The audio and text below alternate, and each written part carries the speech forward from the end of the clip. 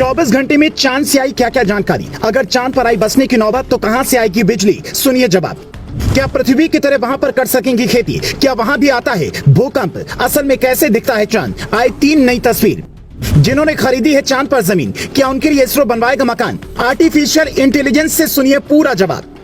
24 घंटे में चांद से 3 तस्वीरें आई चंद्रयान ने, इसके अलावा क्या भेजा और उसे डिकोड करने के बाद वैज्ञानिकों ने क्या बताया, ये हर हिंदुस्तानी जानना चाहता है। तो आइए आपको तस्वीरों के जरिए चांद पर लिए चलते हैं। ये चंद्रयान 3 की ओर से भेजी गई पहली तस्वीर है। करीब 4 घंटे तक एक ही जगह पर रहने के बाद जब रोवर प्रज्ञान बाहर निकला तो 6 पहियों के सहारे कई घंटों में 50 मीटर की दूरी तय की और ये पहली तस्वीर सामने आई जिसमें उसने अपने पहले ही कदम में अशोक चिन्ह और इसरो के लोगों के साथ चांद पर भारत की छाप छोड़ दी। अब दूसरी तस्वीर देखिए। प्रज्ञान रोवर की चांद पर समतल सतह से निकलकर ऊबड़ खाबड़ जमीन पर खड़ा है। दूसरी ओर से सूर्य की रोशनी पड़ रही है। ऊपर लगा सोलर प्लेट चार्ज हो रहा है और उसके आसपास की जमीन पर गड्ढे बने हुए हैं जिनके बारे में वैज्ञानिक कहते हैं कि इनमें से कुछ गड्ढों में 2.5 लाख स्विमिंग पूल के बराबर पानी है। हालांकि DW की एक रिपोर्ट कहती है ये गड्ढे इतने बड़े हैं कि इसमें इंसानी बस्तियां बस सकती हैं क्योंकि इनका तापमान पृथ्वी की तरह ही 17 डिग्री सेल्सियस तक है। अब तीसरी तस्वीर देखिए जिसमें चांद की सतह पर एक पत्थर रखा है। यह तस्वीर उस वक्त की है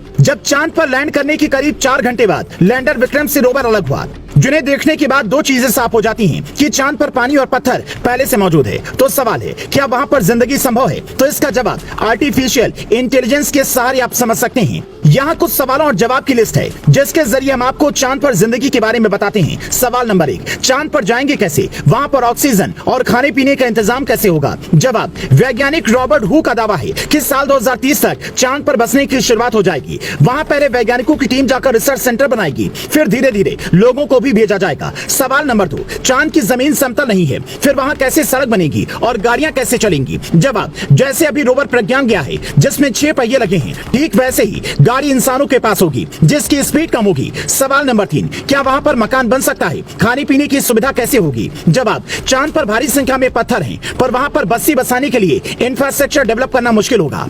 पीने के लिए पानी अगर चाहिए तो गड्ढे में मौजूद पानी को फिल्टर करना होगा क्योंकि वो पानी पीने लायक नहीं है। इस पानी के जरिए सौर ऊर्जा बनाई जाएगी जिससे वहां पर उजाला होगा। अंतरिक्ष यात्री अब तक डिब्बा बंद खाना लेकर जाते हैं, वही खाते हैं, पर बसने की संभावना हुई तो वहां पर होटल रेस्टोरेंट खोल सकते हैं। सवाल नंबर 4, क्या वहां पर भूकंप आता है? पृथ्वी की तरह वहां खेती भी हो सकती है? जवाब, अभी वैज्ञानिक इस नतीजे पर नहीं पहुंचे हैं। 14 दिन में प्रज्ञान जितनी जानकारियां भेजेगा उसके हिसाब से इन सवालों के जवाब मिलने की उम्मीद है। लेकिन इस बात की पूरी संभावना है कि वहां पर इंसानी जिंदगी बच सकती है। यह भी हो सकता है कि चंद्रमा के उत्तरी हिस्से पर इंसानी बस्ती बसे और दक्षिणी हिस्से से पानी और खनिज लाया जाए।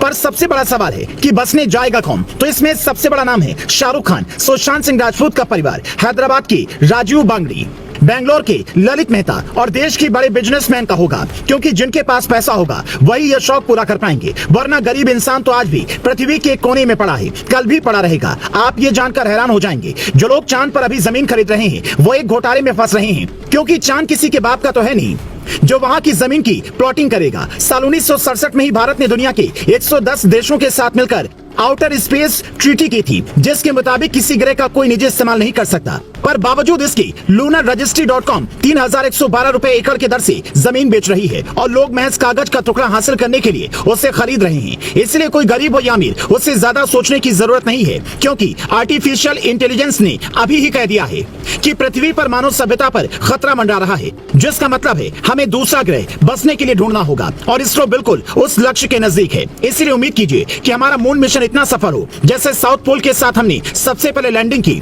ठीक वैसे ही इंसानों की बस्ती वहां पर सबसे पहले हम ही बसाएं।